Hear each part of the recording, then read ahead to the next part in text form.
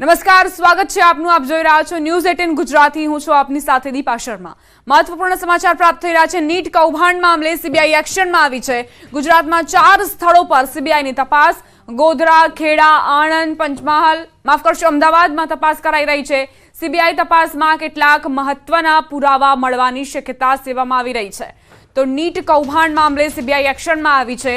ગુજરાત અને બિહાર અહીંથી તાર મળ્યા હતા અને તે જ દિશામાં પોલીસ આગળ વધી રહી છે. ગોધરાથી ખાસ કરીને જે બાળકોને વિદ્યાર્થીઓને ઇન્સ્ટ્રક્શન્સ આપવામાં આવ્યા હતા કે તેઓ પેપર કોરું મૂકી દે, જે જવાબો તેમને નથી આવડતા તે છોડી દે અને ત્યારબાદ તેમને પાસ કરાવવાનું જે આખું કારસ્તાન રચવામાં આવ્યું હતું તે ખુલ્લું પડ્યું અને હવે સીબીઆઈ એક્શનમાં આવી છે અને એક બાદ એક કડીઓ જોડીને, તાર જોડીને તપાસ કરવામાં આવી રહી છે. સીબીઆઈ એક્શનમાં આવી છે. આખરે કયા કયા પુરાવા મળશે તેના પર અમારી નજર રહેવાની છે. ખેડા અને પંચમહાલમાં પણ તપાસનો દોર ચાલી રહ્યો છે. નીટ કેસમાં તપાસ આગળ વધી રહી છે. દિલ્હીમાં પણ જે વિરોધ કરવામાં આવી રહ્યો હતો, વિદ્યાર્થીઓ દિલ્હી સુધી પહોંચ્યા હતા અને પોતાના હક માટે લડતા જોવા મળ્યા હતા. આખરે નીટ આ કૌભાંડને લઈને શિક્ષણ મંત્રીને પણ યુટર્ન લેવાની ફરજ પડી હતી. ધર્મેન્દ્ર પ્રધાન પહેલા નીટને ક્લીન ચીટ આપી ચૂક્યા હતા અને ત્યારબાદ તેમણે યુટર્ન લઈને કહ્યું કે વિદ્યાર્થીઓ સાથે અન્યાય ન થાય તે માટે તકેદારી રાખીશું અને નીટને લઈને પણ, નીટમાં જે ફેરફાર લાવવાની જરૂર છે તેને લઈને પણ તેમણે આશ્વાસન આપ્યું. જો કે અત્યારે વિદ્યાર્થીઓ જે છે તે માંગ કરી રહ્યા છે કે તેમને ન્યાય મળવો જોઈએ અને એ જ દિશામાં સીબીઆઈ એક્શનમાં પણ આવી છે. 4 સ્થળો પર સીબીઆઈની તપાસ અને બની શકે કે ઝડપથી જ કેટલાક પુરાવા પણ સીબીઆઈની ટીમને હાથ લાગે. ગોધરા, ખેડા, આણંદ અને અમદાવાદ અહીં તપાસ કરવામાં આવી રહી છે. સીબીઆઈ તપાસમાં શું આખરે બહાર આવે છે તે મહત્વનું બની રહેશે. તો અન્ય જે રાજ્યો છે ત્યાંથી પણ ફરિયાદો ઉઠી હતી, પરંતુ ગુજરાત અને બિહારની જે ફરિયાદો હતી તેને લઈને એક્શન જોવા મળી રહ્યા છે. એક તો ગોધરામાં જે કૌભાંડ બહાર આવ્યું તે અને બિહારમાં જે ફરિયાદો નોંધાઈ તે અહીં મહત્વની સાબિત થઈ છે અને તે દિશામાં જ પોલીસ પણ આગળ વધી રહી છે. સીબીઆઈ એક્શનમાં આવી છે અને તપાસ આગળ વધારવામાં આવી રહી છે. જે ગેરરીતિ આચરવામાં આવી હતી, પેપરના આગલા દિવસે જ બિહારમાં ઘણા એવા સેન્ટરો પર વિદ્યાર્થીઓને એ પ્રશ્નોના જવાબ ગોખવામાં આવ્યા હતા જેથી એ વિદ્યાર્થીઓ પાસ થઈ શકે. સંવાદદાતા ઉમંગ જોડાઈ ગયા છે વધુ જાણકારી સાથે. ઉમંગ, અત્યારે સીબીઆઈની તપાસ 4 સ્થળોએ ચાલી રહી છે. શું જાણકારી નીટ કૌભાંડ મામલે? ચોક્કસથી દીપા વાત કરવામાં આવે તો ગુજરાતની અંદર જે નીટ એક્ઝામ લેવાઈ હતી તેની અંદર ગોધરાની અંદર આવેલી જય જલારામ ઇન્ટરનેશનલ સ્કૂલની અંદર પરીક્ષા લેવામાં આવી. ત્યાં પરીક્ષા દરમિયાન કેટલાક વ્યક્તિઓ દ્વારા સ્કૂલ સાથે સંકળાયેલા સંચાલકો, સ્કૂલ સાથે સંકળાયેલા કેટલાક નોકરી કરતા વ્યક્તિઓ દ્વારા જે નીટનું પેપર છે તેને ક્યાંક ને ક્યાંક ફોડવાનો પ્રયાસ કર્યો હતો અને સમગ્ર કૌભાંડ બહાર આવ્યું હતું. આ સમગ્ર મામલે પહેલા પોલીસ ફરિયાદ પણ દાખલ થઈ હતી અને આરોપીની ધરપકડ પણ કરી હતી, પરંતુ આ સમગ્ર મામલે દેશવ્યાપી થતા સીબીઆઈને તપાસ સોંપવામાં આવી હતી. છેલ્લા 5 દિવસથી સીબીઆઈની ટીમ ગોધરામાં છે તેની બીજી શાખા ખેડા જિલ્લાના થર્મલ સેવાલિયા તાલુકાના થર્મલ ગામે પણ આવેલી છે. ત્યાં આગળ પણ છેલ્લા 3 દિવસથી તપાસ ચાલી રહી છે. મહત્વની વાત કરવામાં આવે તો જય જલારામ ઇન્ટરનેશનલ સ્કૂલની આણંદ, ખેડા અને ગોધરાની અંદર બ્રાન્ચ આવેલી છે. 3 બ્રાન્ચ ઉપર તપાસ અત્યારે ચાલી રહી હોવાનું સૂત્રો તરફથી જાણવા મળ્યું છે, પરંતુ ખેડા અને ગોધરામાં તો તપાસ ચાલી જ રહી છે. બીજી મહત્વની વાત કરવામાં આવે તો આ સ્કૂલના જે માલિક છે દીક્ષિતભાઈ પટેલ, તેમની પણ ગઈકાલે પૂછપરછ માટે તેમને બોલાવ્યા, તેમની પણ પૂછપરછ કરી હતી અને સ્થાનિક પોલીસને સાથે રાખી અત્યારે આ જે તપાસ છે તે સીબીઆઈ કરી રહી છે. હજુ પણ આ તપાસની અંદર અનેક ખુલાસા થાય તેમ અત્યારે સૂત્રો તરફથી માહિતી મળી રહી છે. જી દીપા. આભાર ઉમંગ જાણકારી આપવા માટે.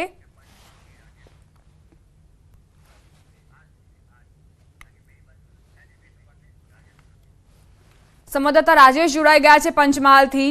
રાજેશ, પંચમહાલમાં કેવા પ્રકારની કાર્યવાહી જોવા મળી રહી છે? સીબીઆઈની ટીમ અહીં પણ તપાસમાં જોડાઈ છે કે કેમ? ચોક્કસ પંચમહાલ જિલ્લામાં જો વાત કરવામાં આવે તો સીબીઆઈની ટીમ દ્વારા ગઈકાલે કોર્ટમાં 4 આરોપીઓના કસ્ટડી રિમાન્ડ માંગવામાં આવ્યા હતા અને કસ્ટડી રિમાન્ડ માટેની જે આજે સુનાવણી હાથ ધરવામાં આવી છે, જેથી એક ટીમ છે તેના દ્વારા કોર્ટમાંથી જે હુકમ થાય તેની રાહ જોવામાં આવી રહી છે. સાથે સાથે વાત કરવામાં તો કેટલાક વાલીઓની પણ પૂછપરછ કરવામાં આવી છે. ગુરુવારે જે જય જલારામ સ્કૂલના સંચાલક છે દીક્ષિત પટેલ, તેઓની પણ પૂછપરછ કરવામાં આવી હતી અને તેઓનું નિવેદન લેવામાં આવ્યું હતું. સાથે જ અન્ય વાલીઓને પણ જે પૂછપરછ કરવાનો જે દોર ચાલુ છે, સાથે સાથે કેટલીક અન્ય જે સંભવિત જગ્યાઓ છે ત્યાં પણ સીબીઆઈની ટીમ દ્વારા હાલ ખાનગી રીતે તપાસ કરવામાં આવી હોવાના પણ અહેવાલ જાણવા મળી રહી છે.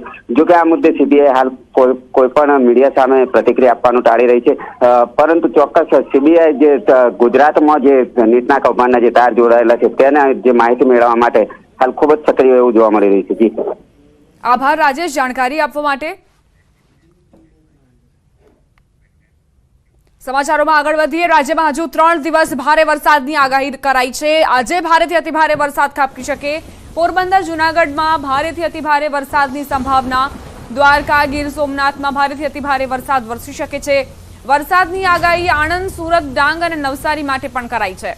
રાજકોટ, જામનગર, અમરેલી, ભાવનગર, મોરબી અને કચ્છમાં પણ વરસાદી વાતાવરણની સંભાવના. તો અતિ ભારે વરસાદની આગાહી આખરે ક્યાં ક્યાં છે? પોરબંદર અને જૂનાગઢમાં અતિ ભારે વરસાદ વરસી શકે છે. દ્વારકા, ગીર સોમનાથમાં પણ અતિ ભારે વરસાદની આગાહી છે. આ તરફ ભારે વરસાદ ડાંગ અને અરવલ્લીમાં વરસી શકે છે. રાજકોટ, જામનગરમાં પણ ભારે વરસાદની આગાહી કરવામાં આવી છે. અમરેલી, ભાવનગરમાં ભારે વરસાદ વરસી શકે છે તેવી આગાહી હવામાન વિભાગ તરફથી કરાઈ છે.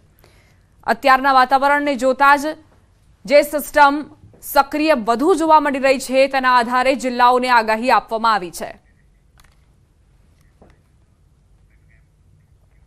પહેલા વરસાદમાં જ તંત્રની કામગીરીની પોલ ખુલી. અમદાવાદમાં ધરણીધર બ્રિજ પાસે ભૂવો પડ્યો. બ્રિજના પોઈન્ટ પર ભૂવો પડતા જ ભારે હાલાકી સર્જાઈ છે.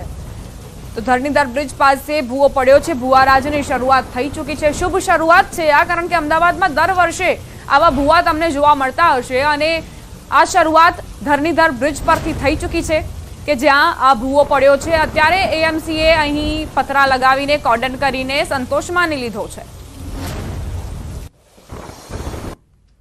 આમ તો મેટ્રો સિટી કહેવાય છે, પરંતુ વરસાદ પડ્યા એના બીજા દિવસે અમદાવાદીઓ માટે આ જ મેટ્રો સિટી છે તે જોખમકારક બની જાય છે. કેવી રીતે આપને બતાવું. અમદાવાદ શહેરમાં ધરણીધર બ્રિજ પાસે હું છું અને આપ જોઈ રહ્યા છો અમદાવાદ મહાનગરપાલિકા દ્વારા હેસ્કનેટ જે વિસ્તારને જે જગ્યાને કોર્ડન કરવામાં આવ્યું છે ત્યાં ભૂવો પડેલો છે.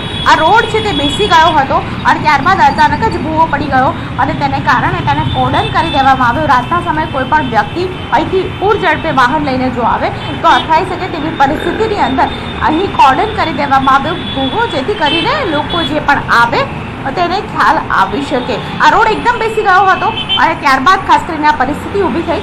શહેરમાં આપ જોઈ રહ્યા છો અમદાવાદ શહેરની અંદર આ પ્રકારની જ્યારે પરિસ્થિતિ ઊભી થાય ત્યારે લોકોને કેટલી મુશ્કેલી થાય છે. ટ્રાફિકનો સમય છે અને ટ્રાફિકના સમયે જે પણ વાહનોથી પસાર થાય તેને ડાયવર્ઝન લેવું પડે છે. પરિસ્થિતિ એ પ્રકારની થઈ છે કે કોઈ વાહનને ખબર ન હોય તો અચાનક જ તે ફૂલ સ્પીડે નીચે આવે તો અહીં અથડાઈ શકે તેવી પરિસ્થિતિ પણ ઊભી થઈ છે. જોકે સારી વાત એ છે કે કોર્પોરેશન દ્વારા વિસ્તારને કોર્ડન કરી દેવામાં આવ્યો છે, પરંતુ આવી પરિસ્થિતિ ક્યાં સુધી રહેશે તે પણ એક સવાલ છે. કારણ કે વરસાદ પડી ગયો છે, ભૂવો પડી ગયો છે, ભૂવાનું સમારકામ ક્યારે થશે તે અહીં સવાલ ચોક્કસથી ઊભો થાય છે. કેમેરા પર્સન હિરેન શાહ સાથે દીપિકા કુમાર, ન્યૂઝ 18 ગુજરાતી, અમદાવાદ. જૂનાગઢ શહેરમાં ચૂંટણી સમયે નેતાઓ મોટા વાયદાઓ કરે છે, પરંતુ ચૂંટણી સમયના આ વાયદા માત્ર મેનિફેસ્ટો માટે જ હોય તેવું લાગી રહ્યું છે. જૂનાગઢ શહેરમાં 7 જેટલા રેલવે ફાટકો છે. રેલવે સ્ટેશન નજીક આવેલ ફાટકો વારંવાર બંધ થતા વાહન ચાલકો ભારે મુશ્કેલી ભોગવી રહ્યા છે. જોશીપરામાં વસવાટ કરતા લોકો ફાટકની સમસ્યાથી ત્રાસી ગયા છે અને વર્ષોથી બ્રિજ બનાવવાની રાહ જોઈ રહ્યા છે. બ્રિજ બનાવવા માટે કરોડોની ફાળવણી થઈ ગઈ હોવા છતાં મનપા દ્વારા કોઈ કામગીરી શરૂ કરવામાં નથી આવી. 2004માં ઓવરબ્રિજ બનશે તેવું કહેવામાં આવ્યું હતું, પરંતુ હજુ સુધી ઓવરબ્રિજનું ખાતમુહૂર્ત કરવામાં નથી આવ્યું. ભાજપના હોદ્દેદારોએ સ્વીકાર કર્યો હતો કે ઓવરબ્રિજ બનાવવો ખૂબ જરૂરી છે અને ટૂંક જ સમયમાં બ્રિજનું કામ શરૂ કરવામાં આવશે.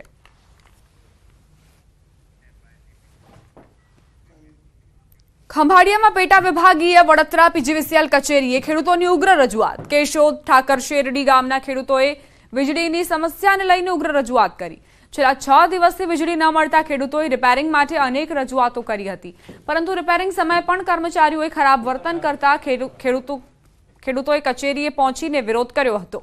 આગામી સમયમાં વીજળીની સમસ્યા નહીં ઉકેલાય તો કોર્ટના શરણે જવાની અને ગાંધી ચિંધ્યા માર્ગે ભૂખ હડતાળ પર ઉતરવાની ખેડૂતોએ ચીમકી ઉચ્ચારી.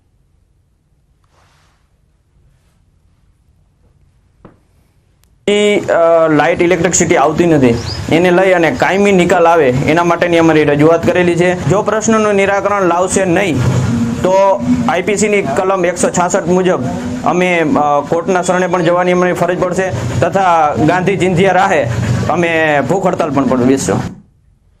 રાજ્યના ગરીબોને સારી આરોગ્ય સુવિધા મળી રહે અને ગરીબીમાંથી બહાર આવે તે માટે પ્રધાનમંત્રી જન આરોગ્ય યોજના અંતર્ગત રૂપિયા 10 લાખ સુધીનું મફત આરોગ્ય કવચ આપવામાં આવે છે. પરંતુ રાજકોટના લક્ષ્મીનગર મેઇન રોડ પર આવેલી ડોક્ટર હિરેન મશરૂની નિહિત બેબી કેર હોસ્પિટલ દ્વારા પ્રધાનમંત્રી જન આરોગ્ય યોજના અંતર્ગત નોંધાયેલા દાવાઓ માટે રિપોર્ટ્સમાં ખોટી રીતે મોડિફિકેશન કરી કુલ 116 કેસ પ્રી ઓથ એપ્રુવલ માટે મૂકવામાં આવ્યા હતા, જે અંતર્ગત કુલ રૂપિયા 65 લાખથી પણ વધુ થાય છે. રાજ્યના આરોગ્ય કમિશનરની કચેરી 116 કેસ રિજેક્ટ કર્યા છે અને તેની 10 ગણી રકમ પેનલ્ટી સ્વરૂપે સરકાર દ્વારા રિકવર કરવામાં આવશે. હોસ્પિટલને રૂપિયા 6.5 કરોડનો દંડ ફટકારવામાં આવ્યો છે. અગાઉ પણ હોસ્પિટલને 7.5 લાખની પેનલ્ટી ફટકારવામાં આવી હતી. તેમ છતાં હોસ્પિટલ દ્વારા યોજનાની માર્ગદર્શિકાનું ઉલ્લંઘન કરવામાં આવતા હોસ્પિટલ સામે કાયદેસરની કાર્યવાહી કરવામાં આવી છે. સાથે જ નિહિત બેબી કેર હોસ્પિટલની પ્રધાનમંત્રી જન આરોગ્ય યોજનામાંથી સસ્પેન્ડ કરવામાં આવી છે. જે વધારેના ચાર્જ સરકાર પાસેથી લીધેલ છે એના ભાગરૂપે મારા રાજ્ય સરકારના જે કમિટી છે નિર્ણય કરેલ છે કે આથી 10 ગુણા જે પણ આર્થિક ગડબડી કરેલી છે 10 ગુણા ફાઇન કરી 6.5 કરોડથી ઉપર રૂપિયાના દંડ ફટકારેલ છે. હવે આગળ વાત કરીશું જર્જરિત શાળા વિશે.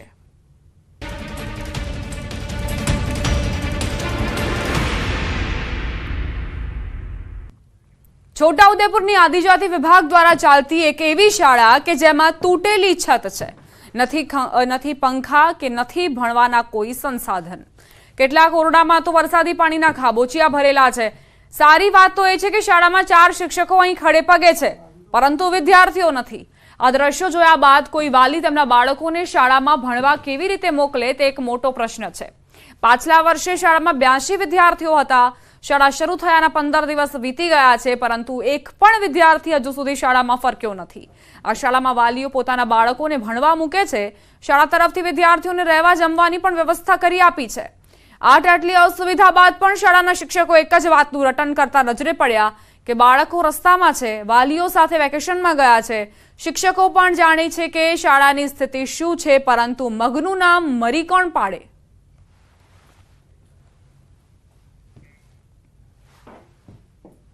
વાલીઓને ઘણીવાર સંપર્ક કર્યા કે ભાઈ તમે વહેલી તકે મૂકી જાઓ. એમના પર્સનલ કામોના કારણે એ લોકો લેટ કરી રહ્યા છે અને કાલનો વાયદો હતો. આજે એક વાલી મૂકવા પણ આવી ગયા, પણ ભારે વરસાદના કારણે એ લોકો અટકાઈ ગયા છે, કારણ કે નર્મદા કાંઠાના છેક છેવાડાના વિસ્તારના વિદ્યાર્થીઓ હોય છે. હા, અમે વાલી સંપર્ક જ્યારે સ્કૂલો ચાલુ થઈ ત્યારે વાલી સંપર્ક કરેલો છે અને વારંવાર વાલીઓને કોન્ટેક્ટ પણ કરેલો છે ફોનેટિક. હવે આજથી શરૂઆત થઈ છે. વરસાદના કારણે ત્યાં રસ્તા બધા બ્લોક છે, એના કારણે આજથી શરૂઆત થયેલી છે બાળકોની. આ શાળા જોયા બાદ લાગે છે ખરા કે સરકારનો અભિગમ અહીં સાર્થક થયો હોય. અંતરિયાળ વિસ્તારમાં આવેલી સરદાર વલ્લભભાઈ પટેલ આશ્રમ શાળા પર ન્યૂઝ 18ની ટીમ પહોંચી તો ચોંકાવનારા દ્રશ્યો સામે આવ્યા. અહીં તો એકે બાળક શાળામાં નહોતા. બાળકોની ગેરહાજરી અંગે કારણ એ પણ માની શકાય કે શું આ શાળામાં રહી બાળકો અભ્યાસ કરી શકે ખરા. પતરાવાળી આ શાળાના છતના ટેકા તૂટી ગયા છે. છતમાંથી પાણી પુષ્કળ પ્રમાણમાં પડી રહ્યું છે. ખુલ્લા વાયરો લટકી રહ્યા છે. દિવાલો પર જીવજંતુએ ઘર બનાવ્યા છે. બાળકોને પણ રહેવાની બિલકુલ સુવિધા છે નહીં. બાળકોના રૂમમાં પણ પાણી સતત પડ્યા કરે છે. ગમે ત્યારે વરસાદ પડે તો વાવાઝોડામાં પથ્થર હટી જાય અને રાત્રે બાળક સૂતું હોય અને એના પર પથ્થર પડે તો એની જવાબદારી કોની રહે? એવી હાલતમાં છોકરાઓ પણ અહીંયા રહે છે. છોટાઉદેપુર જિલ્લાના આદિવાસીઓની ચિંતા 1966માં કરી અને નસવાડી તાલુકાના દુગ્ધા વિસ્તારની અંદર સરદાર વલ્લભભાઈ પટેલ નામની એક આશ્રમ શાળા શરૂ કરવામાં આવી હતી. આપણે તસવીર બતાવવાનો પ્રયત્ન કરીશું. આ જે આશ્રમ શાળા છે નસવાડી તાલુકાના અંતરિયાળ વિસ્તારના જે ગરીબ આદિવાસીઓ છે તે લોકો માટે રહેવાની જમવાની સુવિધા સાથે આજે આશ્રમ શાળા શરૂ કરવામાં આવી હતી, પરંતુ આજે તેઓની દુર્દશા થઈ ગઈ છે. કારણ કે આજે પતરા જુઓ, આજે પતરા તૂટી ગયા છે, પાણી પડી રહ્યું છે, અંદર પાણી પડી રહ્યું છે. આમ તો આ વિસ્તારના લોકો જે છે તે પહેલાં મોટી સંખ્યાની અંદર અહીં અભ્યાસ મેળવતા હતા, પરંતુ હાલ બિલકુલ શૂન્ય કહી શકાય તેવા વિદ્યાર્થીઓ અંદર આવી રહ્યા છે. આમ તો આજે વિદ્યાર્થી ખંડ જે છે અહીં જે રહેવાની જે સુવિધા છે તે અંદરના દ્રશ્યો બતાવવાનો પ્રયત્ન કરીશું કે આ જે રહેવાની સુવિધા છે, પરંતુ અહીં એટલી મોટી સંખ્યાની અંદર કોઈ પણ જાતની સુવિધા નથી કોઈ પંખાની સુવિધા, નથી કોઈ બીજી કોઈ સુવિધા. એટલે ચોક્કસથી અહીં હાલની અંદર વિદ્યાર્થીઓ અને વાલીઓ અહીં આવવા માટે પણ ડરી રહ્યા છે. બીજા એક તસવીર બતાવવામાં આવી છે આચાર્ય નિવાસ. આ જે આચાર્ય નિવાસ છે, આચાર્યને રહેવા માટેની સુવિધા છે, પરંતુ આપણે અંદરના દ્રશ્યો બતાવીશું. અહીં આચાર્ય કેમ કરીને રહે, આ આચાર્યને રહેવા માટેની સુવિધા ઉપલબ્ધ કરવામાં આવી છે, પરંતુ આજે રસોડાની અંદર જ પાણી મોટી સંખ્યાની અંદર જે પડી રહ્યું છે, પતરા ખવાઈ ગયા છે, ક્યારે પડી જાય તેનું નક્કી નથી. આજે પાણી રસોડાની અંદર ભરાઈ ગયું છે અને ઉપરથી સતત પાણી ટપકી રહ્યું છે.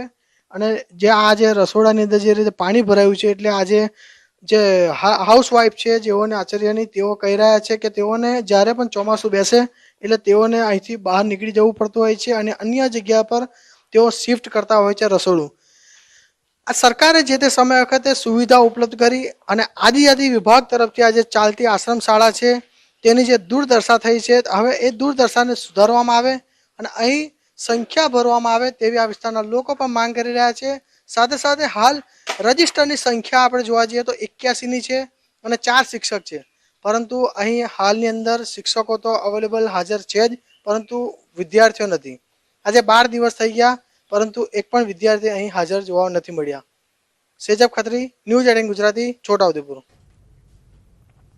ભલે બાળકોને રહેવા જમવા સાથેની આ સરદાર પટેલ આશ્રમ શાળા આદિજાતિ વિભાગ દ્વારા ખર્ચ ઉઠાવતી હોય, પણ બાળકોના જીવની જાણી કોઈ જ પડી ન હોય તેમ લાગતું નથી.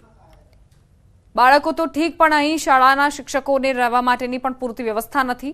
અહીં આચાર્ય 24 કલાક રહે છે, તેમના રસોડાની હાલત જુઓ, ઉપરથી સતત પાણી પડી રહ્યું છે, ફર્શ પર પાણી ભરાયું છે. આચાર્યની પત્નીનું કહેવું છે કે તે છેલ્લા 10 વર્ષથી આ હાલતમાં જીવી રહ્યા છે.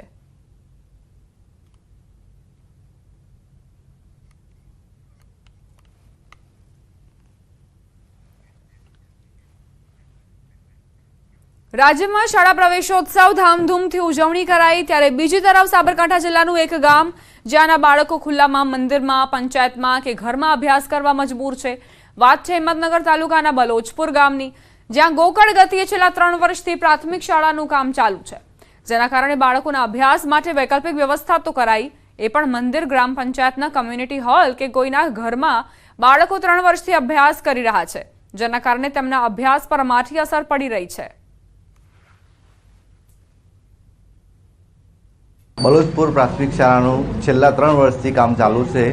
એમાં કોઈ પણ રીતે કામ પૂરું કરવામાં આવતું નથી અને અમારા બાળકો પંચાયતના જર્જરિત મકાનમાં બેસે છે, ત્યાં ચોમાસામાં અંદર પાણી પડે છે અને ખુલ્લા તડકામાં પણ બેસવું પડે છે.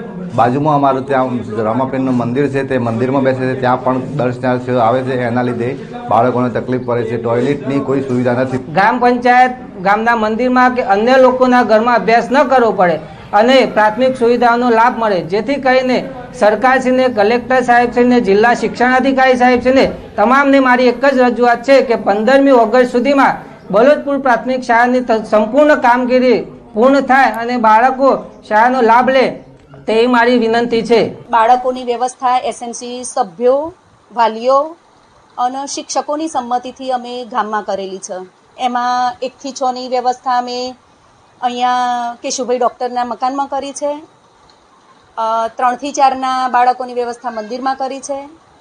બાલવાટિકા 1, 2 એની વ્યવસ્થા અમે અહીંયા કોમ્યુનિટી હોલમાં કરી છે અને ધોરણ 5ની વ્યવસ્થા અમે એક રૂમ છે એક્સ્ટ્રા એમાં કરી છે.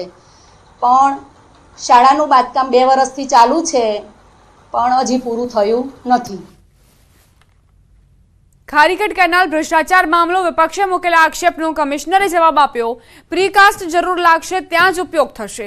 ટેકનિકલ અભિપ્રાય મુજબ ડિઝાઇનમાં બદલાવ કર્યો. ક્વોલિટીમાં કોઈ ફરક નહીં થાય તેવું કહેવું છે કમિશનરનું. ભ્રષ્ટાચારનો કોઈ મુદ્દો આવતો નથી તેવો બચાવ પણ તેમણે કર્યો. તો એમસીની સામાન્ય સભામાં ભ્રષ્ટાચારનો મુદ્દો ગાજ્યો અને તેમાં કમિશનરે જવાબ આપ્યો. एक भी बार बताया नहीं गया है कि टेंडर का क्लॉज क्या है और टेंडर में क्या लिखा गया है। संतोषकारक जवाब ना मिलने पर कांग्रेस पार्टी ने यह निर्णय लिया है कि आने वाले समय में खारीकट कैनाल में एक PIL दाखिल हाईकोर्ट में की जाएगी और हाईकोर्ट पर इसकी चर्चा की जाएगी कि इतना बड़ा कैनाल का भ्रष्टाचार डिजाइन बदल के यदि हो रहा है तो उसका जिम्मेदार कौन है और उसे हाईकोर्ट के दरवाजे पर ले जाया जाएगा। આમ વિપક્ષ દ્વારા બોર્ડની અંદર ખોટા આક્ષેપો લગાવવામાં આવ્યા છે તેને તદ્દન અમે વખોડી કાઢીએ છીએ અને આગામી સમયગાળા દરમિયાન પૂર્વના પટ્ટામાં જે તકલીફ પડતી હતી ચોમાસા દરમિયાન એ તકલીફ આગામી સમયમાં दूर થશે। તદુપરાંત ત્યાં આગળ કેનાલ ઉપરથી વાહનો પણ પસાર થાય છે। હાલ ત્યાંના રહેતા લોકો ખારીકટ કેનાલ અમારા માટે આશીર્વાદરૂપ બની રહી છે। ત્યાંના લોકોના શબ્દો આ સાંભળવા માટે પણ મળી રહ્યા છે।